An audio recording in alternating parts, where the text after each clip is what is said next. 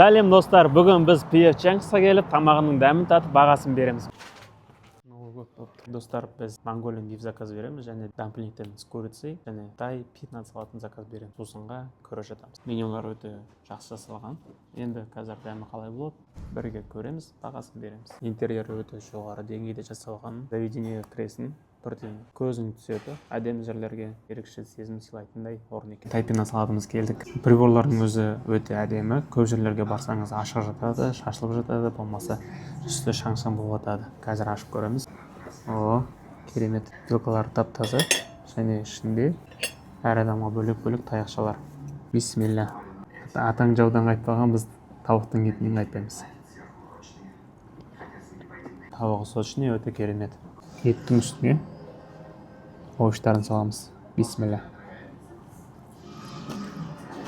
Өте дәмді, салатқа ерекше дәм беріп тұрған ішіндегі селдері таяқшалары. Вау, не деген керемет. Mongolian beef. Бұндай әдемі болады деп ойламапты. Комбо динамит көрейік. Бисмилля. Өте дәмді, ерекше көрінеді. Үстіне туралған пияздары өзіне бір ерекше әдемілік сыйлап тұрғандай. Өте жақсы қытырлақ. Өзіне дәм ашты дәмі бар, бірақ ол өте керемет. Адамның тәбетін ашады. Mongolian beef жанына гарнирге буға піскен күріш беріледі екен. Еттері ыстық майда қуырылған сияқты қызарып әдемі болып тұр. Қуырылған тамақтарға сіздер қалай қарайсыздар? Көрсетші камера.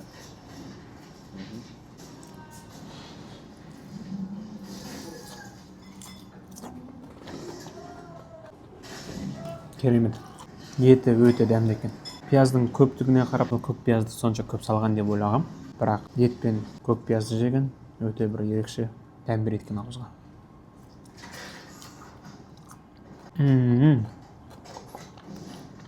Қуырылған ет деп осыны айт. Риспен бірге жейік.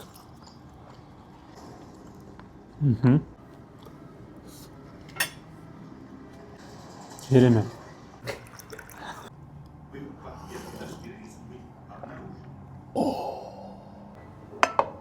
Дамплинг. Жанына чили соус берді.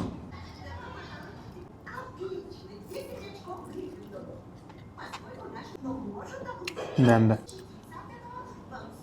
Бірақ тұз аз екен. Специально осыны посуда берген қойдым. Ішіне құйған ыңғайлы болсын деп. Отыр да шедевр болып жатты қазір. Бисмилля. Тапсырыс берген тағамдарымыз келді, дәмін көрді. Бағасын бере кетсек, Mongolian beef 10-нан 9, 10-нан 10 деп айтуға болатын еді, бірақ еті сәл тұздылау.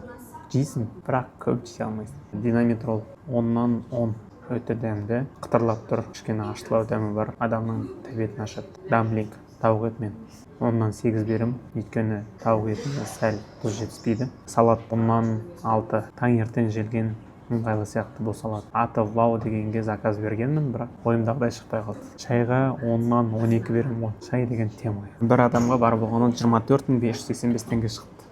Дамыған елдің қатарында біз неге осылай тамақ ішпеске? Күндеріңіз сәтті өтсін.